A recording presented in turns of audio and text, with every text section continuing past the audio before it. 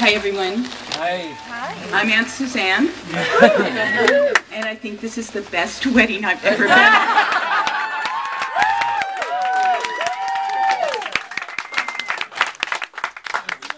Okay, so Jeff and Josh asked me to talk about chocolate, and I thanked them for not asking me to talk about cheese. Very happy. So in your bag, you will find a box with 2 chocolates, and I asked Jeff what the name of the flavors were, and I can't remember it exactly, but it was something like spicy orange ginger mango delight, something like that. And so Jeff and Josh want the chocolates to represent an element of love, which is mystery. Okay. Now, if you haven't bitten into them already, when you do, you will probably be left with a sense of wonder that there is a culinary genius somewhere in the world that can make something that tastes that good. Oh, God. So you can moan, it's okay. All right, I imagine that Jeff and Josh are feeling a similar sense of wonder about each other today, because all lovers think to themselves, I can't believe someone as spicy ginger as you even exists, and that you actually love bland tapioca me. Now that's a miracle. Now, it's clear that we have 2 spicy ginger men here today, whose hearts are filled with mystery and wonder. But what these exotic chocolates remind us of is that if a couple loses that sense of mystery, they might slip into its opposite, which is to treat each other as someone knowable, predictable, and wonderless. And that can take the spicy ginger out of your relationship. So here's what can happen. Remember solving equations in high school math class? X always represented the unknown answer you were looking for. And you had to follow certain mathematical rules, and when you were done, voila, you solved the equation. X was no longer a mystery, but a known quantity. Now, to tell the truth, it didn't always work that way for me. When my liberal arts mind was done trying to solve for X, I was often left more in the dark than when I started. But my math-minded friends whipped through those equations with absolute confidence that they could and would successfully follow the rules and solve for X.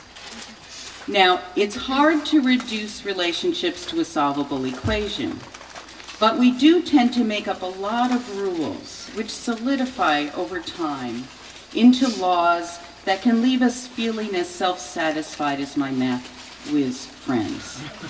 They are those little household rules we all have. Things like, I'll clean the kitchen, you do the bathroom. I'll take out the garbage, you walk Ruby. Little negotiations that turn into rules, which are good as far as they go, but they can get us into trouble when following the rules become an end in themselves. Now, long ago, the Apostle Paul wrote about this when he said that the law cannot save us. Rules are good for solving for X, or making sure the tub gets scrubbed out occasionally, or that Ruby doesn't piddle on the carpet.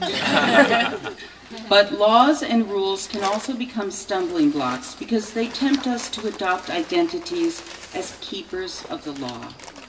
And keepers of the law are notorious scorekeepers, constantly comparing who is doing the better job, who is holding up his end of the bargain, and who is dropping the ball. And surprise, surprise, guess who always comes out ahead? Keepers of the law are like joyless accountants who keep score and always find their partner lacking.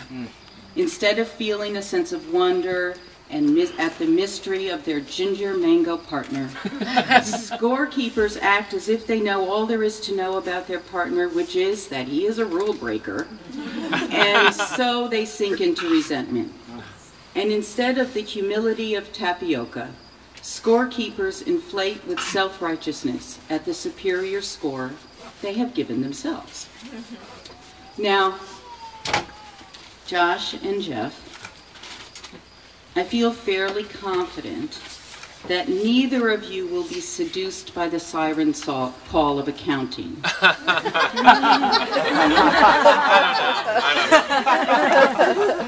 But if by some terrible misfortune you lose touch with your sense of mystery, I offer this testimony for you to turn to. You are two of the most irreducible and marvelously unsolvable people I have ever known. You are each a mysterious combination of broken heart and generous spirit, of love and anger, of childish joy and adult wisdom, of doubt and of faith, of a pioneering spirit and a longing for tradition. So my wish for you on this most irreducible of all days is that you occasionally take your spicy ginger mango chocolate with a spoonful of tapioca, and that you find the grace to dwell joyfully in the mystery of your love for the rest of your life. Oh.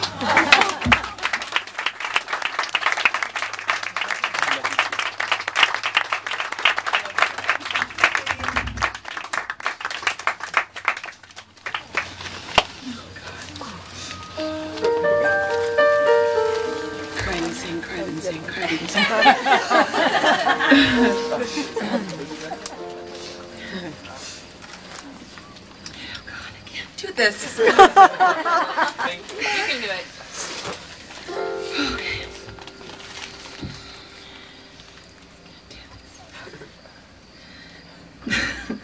There's a place for us, somewhere a place for us. Peace and quiet and open air. Wait for us somewhere. There's a time for us, someday a time for us.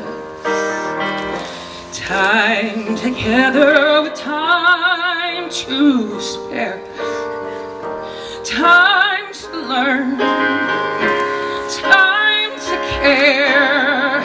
Someday, somewhere, we'll find a new way of living. We'll find a way of forgiving somewhere. There's a place for us. That's for you, Josh. Some time and place for us. Hold my hand and we're halfway there. Hold my hand and I'll take you there. Somehow, someday, somewhere,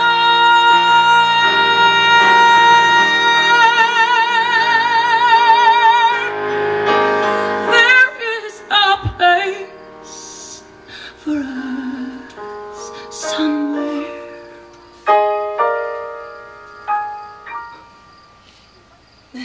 Oh.